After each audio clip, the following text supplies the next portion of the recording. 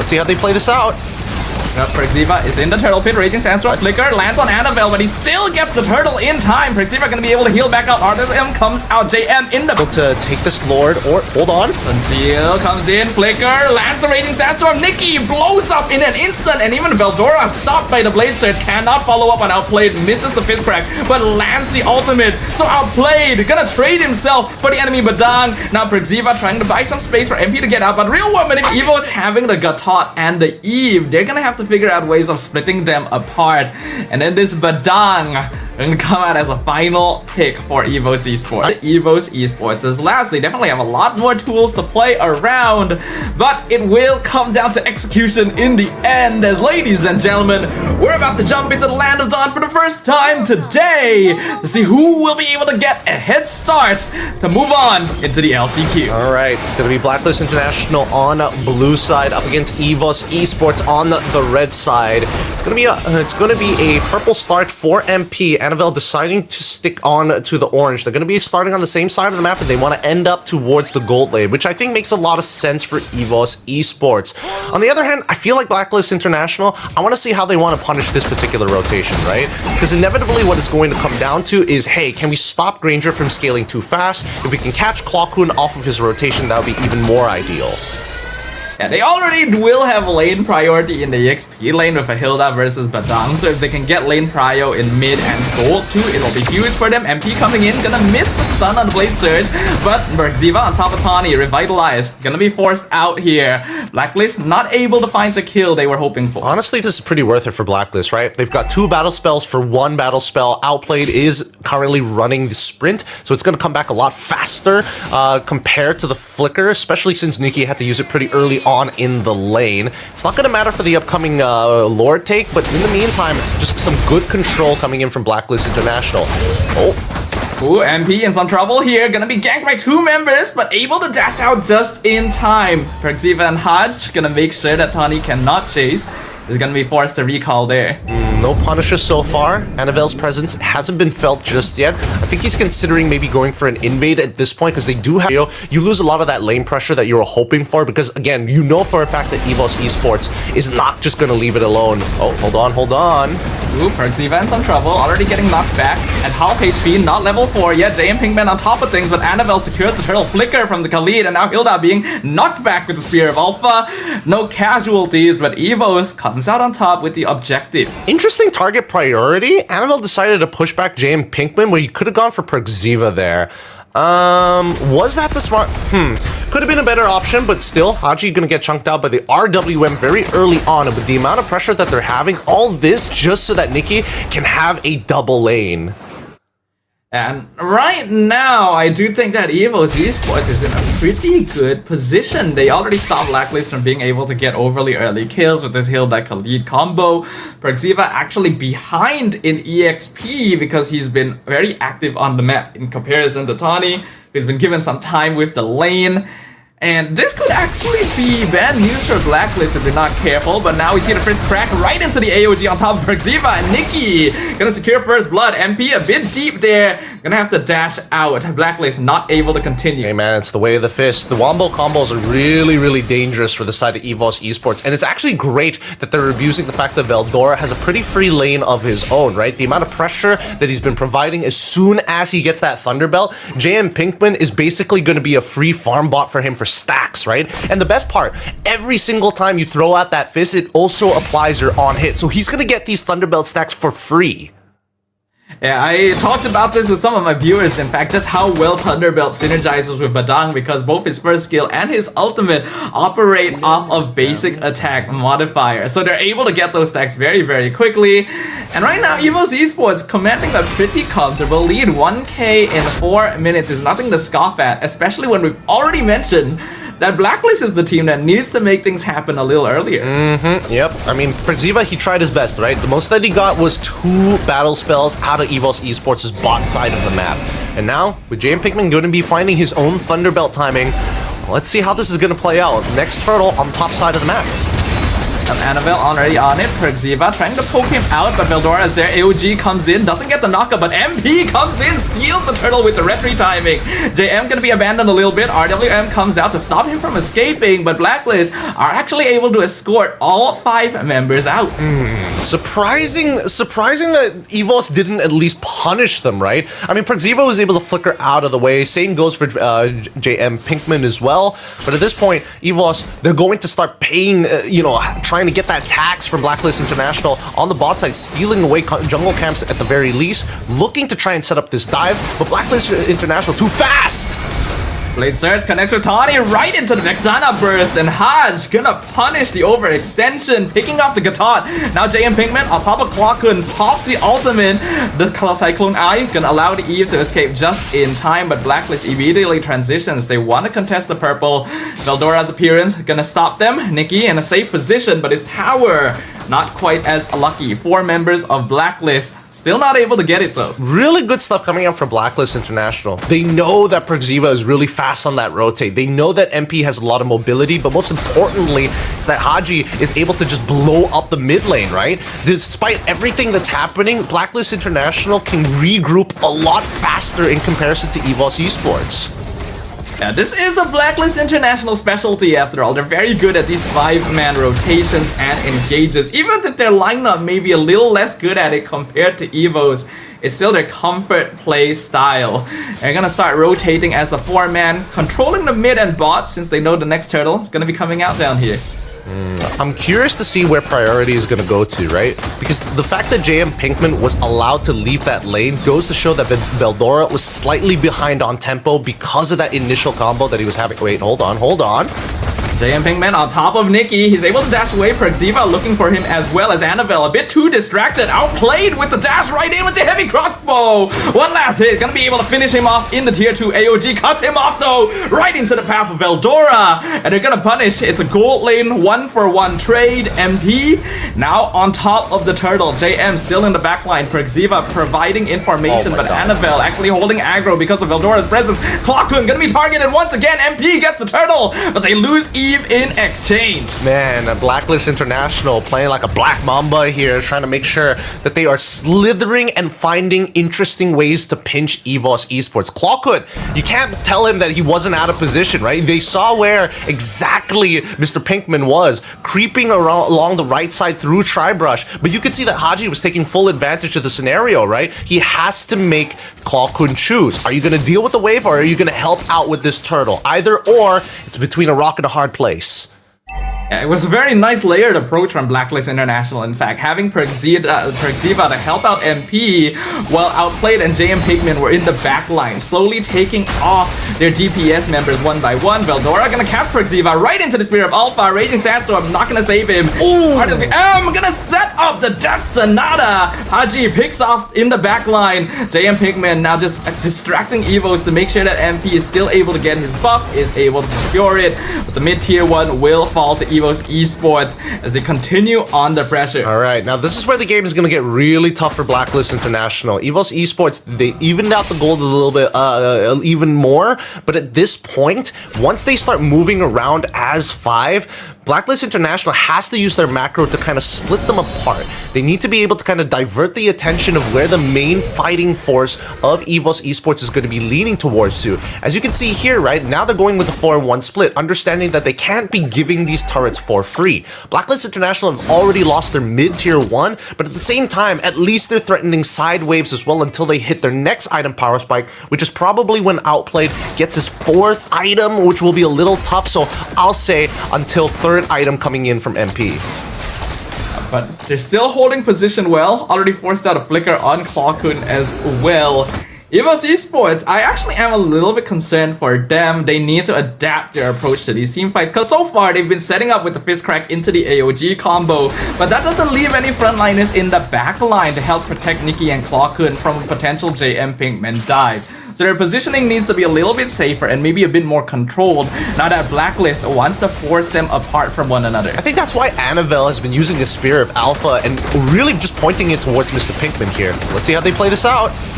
Prexiva is in the turtle pit. Raging Sandstorm Flicker lands on Annabelle, but he still gets the turtle in time. Prexiva gonna be able to heal back out. RWM comes out. JM in the backline with Clockun and Nikki.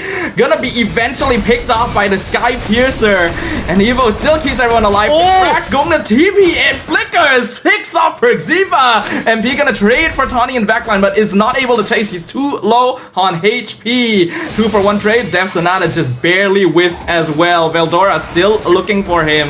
Actually gonna force him off the purple buff as Annabelle continues escorting the Lord down mid. Oh my goodness, I can't believe that Annabelle gets to live that. He gets dove by MP. He dives forward with the Spear of Alpha, and everybody just conveniently is on their skill cooldowns. Annabelle gets to walk over and heal back off from the mid lane, thanks to Veldora slowing 3 members of Blacklist International with this Badang. Really showing that Badang is just quite the disruptor, right? Even if he is not one-shotting your targets, which everybody has been so used to seeing Badang as this, you know, nasty fighter who eventually scales up and kills multiple people in a single combo. Oh, next punish might come in here.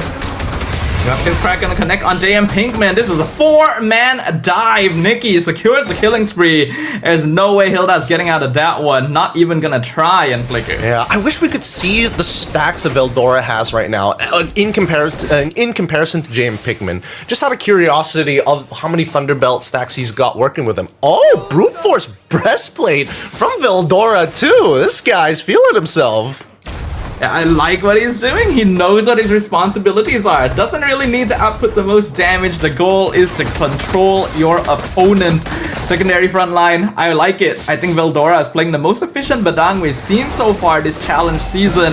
That's actually making it very difficult for Blacklist International to engage. The off-tempo initiation from this hero is catching them off guard. Wishing Lantern being purchased by Clockhood, so now Jam Pinkman can't just willy-nilly walk up and run at him. Outplayed himself, did get the GDS, so he's gonna have a little bit more movement speed when he does pop that ult. But for now, you can just see that EVOS Esports, as long as the main fighting force is controlling that mid-wave, they get to do whatever they want in the jungle.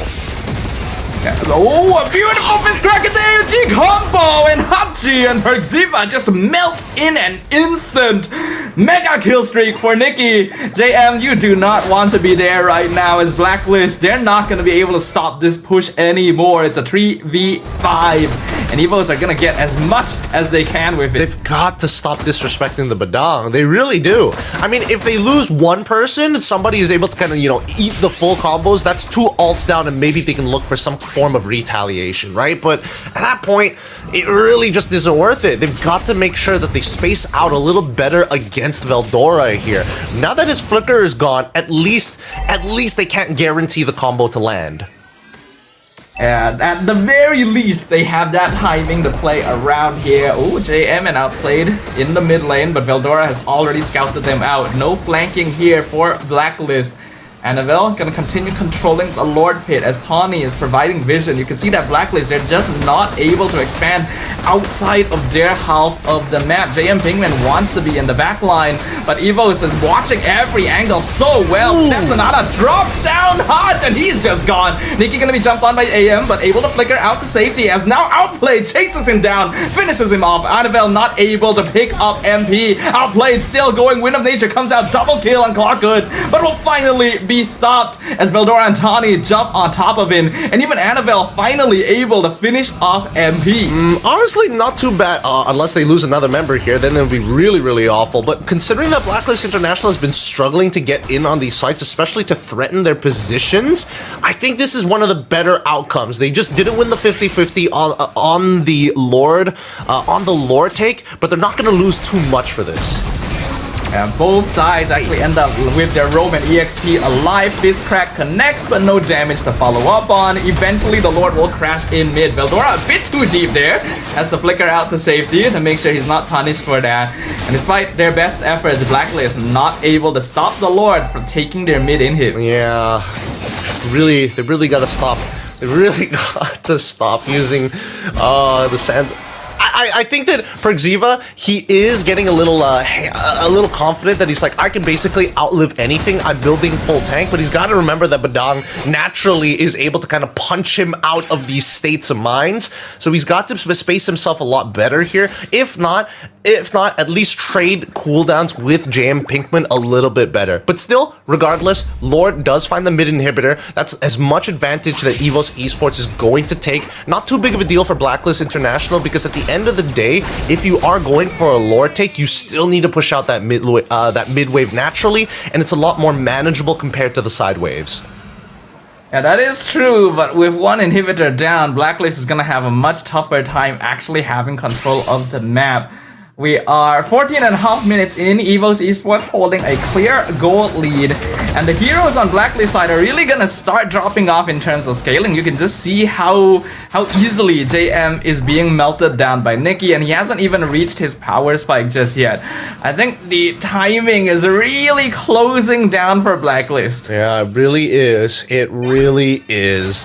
So far, I think that the approach from Blacklist International is correct. The execution of it could be a little bit better here and there, but so far, I think that EVOS Esports, they're playing a very tight composition right now, and Veldora is really making it work, right? All of the bad scenarios have been turned around by Veldora alone. Clawhood very much is the eject button. When things are going bad, drop down to RWM to buy you that extra bit of time for some of your frontliners to actually disengage from bad scenarios, but even his position's not being compromised as much in comparison to the earlier stages of the game. In the early stages, JM was still able to walk back without being controlled too much, but he can't do that anymore now that EVOS genuinely does enough damage to be a scary threat. And because of that, Nicky and Clawhood are being given free reign of the Land of Dawn. I mentioned before the game started that EVOS can have messy gameplay, but when they're able to play these more comfort drafts, these default front to backs, and their opponent doesn't have the same tools they do, they become a different team entirely. They are very solid. Yeah, they're looking pretty good right now. Hopefully they're able to take this Lord, or hold on. Conceal comes in, Flicker, lands the Raging Sandstorm, Nicky blows up in an instant, and even Veldora, stopped by the Blade Surge, cannot follow up on Outplayed, misses the Fist Crack, but lands the ultimate. So Outplayed gonna trade himself for the enemy Badang. Now Perxiva trying to buy some space for MP to get out, but Real World Manipulation comes in, and MP is stuck between a rock and a hard place. And JM will trade one more, but he's the last one alive, and Clawhood just gonna chase him down with Point Crystal. Even the Oracle bought on the spot so that he's able to survive it in time, because he knows Annabelle is pushing down the mid lane. Will he be able to recall in time? There's a minion wave. The Alpha is all alone in the base of Blacklist. The minion waves will spawn just in time. JM gonna be able to heal back up, and luckily, because of the minion waves, Annabelle not able to get a cheeky backdoor. Unable to get the cheeky backdoor here. Once again, Blacklist International, great stuff coming in from Haji here. He sees the angle to get the full fear combo onto Nicky with the Eternal Guard as well. Loses his flicker for it. Great execution overall, but still so close from turning it around. Had Outplayed survived just a couple more seconds there, they might have been able to turn that situation all around. But this just goes to show Nicky, he's got to be really careful. If he is giving a free lane, not really a free lane, but line of sight for Haji to make these plays, to land that fear, he's gonna take it. Haji, of all mid laners, is not afraid to lose battle spells to guaranteed that he's punching above his weight in terms of hero roles. Ooh, Veldora in trouble here, walks into a bush with 3 people, but Blacklist doesn't want to engage. They have no vision over the rest of EVOS. I agree with you, Gideon. We have to remember, EVOS still kind of came out on top in that previous Lord fight, despite their main DPS dying first before he could really even do anything. So if he had survived just a little bit longer, just imagine how easily EVOS could have ended the game right there. The opportunity is still open. MP already forced to dash back to base. Bottom inhibitor is gone. Perxiva being chunked out by the Lord, has to heal up with the Quicksand Guard. RWM comes in, traps multiple members. Outplayed, has to walk back to base to heal. Minions still pushing in. Top inhib will fall right afterwards. AOG comes out. Fist Crack actually misses, so EVOS doesn't get the engage they want, but Outplayed being melted. Wind of Nature used already. Lord is gone, but a beautiful Fist Crack by Veldora catches 3. Nicky gonna finish off JM Pinkman. Veldora still able to dash away. Annabelle as well with the ultimate. Death Sonata just barely missing the Sky Piercer proc on but he's able to whack off, he's able to heal, but another minion wave comes in. Nicky's still alive. Annabelle holding on to the immortality, but EVOS cannot break through. What an incredible base defense coming up from a Blacklist International. They're playing a perfect push and pull, but at the same time, they're keeping in mind who deals the most damage to the crystal. In this case, it's going to be Nikki, and then there is Veldora, but Veldora is doing something else here. He doesn't want to walk up too far in these scenarios. So Outplayed is putting himself in a position where he's actually pulling the attention of both Annabelle and as well as Veldora, leaving Nikki and Clockhood in a position where they have to play on the opposite end. And this allows Blacklist International, people like Haji for an example, and even Perxiva to walk up a little more freely to not only focus on the waves, but to absorb damage from Nikki to space him out from the crystal. And they just keep on changing positions, right? If Nikki goes to the top side, they position to the top side. If Nikki goes bot side and Clockhood tries to split off to the opposite end, then you see Outplayed responding accordingly. Really great stuff from Blacklist. And it's actually really difficult to do things like this. Normally, with a lineup that wants to split apart your opponent, you need map space. You just need actual physical space to be able to play around with your opponent's positioning. But because Blacklist doesn't have it, they only have their base. They're actually using their own bodies, their very presences themselves, to juggle around the aggro from their opponent and buy time for the rest of their teammates to clear minion waves while handling their opponents. It's very impressive, and we can see the experience of Blacklist International playing together as a team, but they still need to secure this lord. They have no inhibitors left standing. We need to see a super play from Blacklist International because the inevitable is about to happen here. They're getting poked out from every single angle. They cannot deal with Clockhood with the Wishing Lantern. They cannot deal with the Death Sonata coming in from Nikki. Well, now that he's already got that Malefic Roar, your armor basically doesn't really matter in the first place. And you can see that EVOS Esports, they don't have to do anything. They've got 3 naturally pushing waves on their side. They can just drag this out. Yeah, they're just waiting until the minions give them lane priority here. Tawny actually gonna get poked out pretty hard, but that's all of Hodge's cooldowns already expended. Eternal Guard gone as well. And like you mentioned, Gideon, top and bottom minion waves are pushing really hard. EVOs are just waiting for Blacklist to go back and respawn. And this should be an excellent timing for them to actually start blitzing the Lord down. There's 3 members of Blacklist still here. Haji gonna join them, but they know that JM Pigman is not around.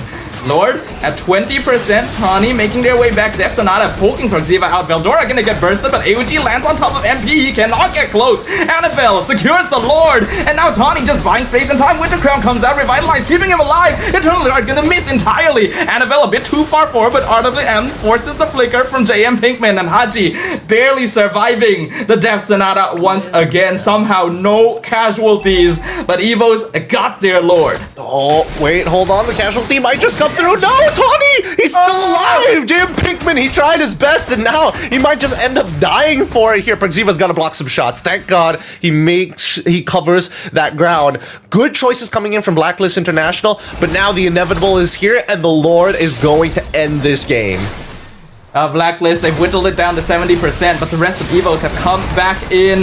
Perxiva gonna get caught in. Raging Sandstorm lands on 2, pops the immortality. Lord actually cleared up. Perxiva sacrifices himself for it, but the fist crack lands on JM Pinkman, and now the rest of EVOs are wailing on him. Killing spree for Clockhood. The crystal is exposed. MP trying to stop them, but there's just too many as EVOS Esports takes the final hit and the crystal to claim game 1 for themselves. Really great stuff. Good showing from both of these teams. Some really good. I think what the real difference is whether or not that you were able to successfully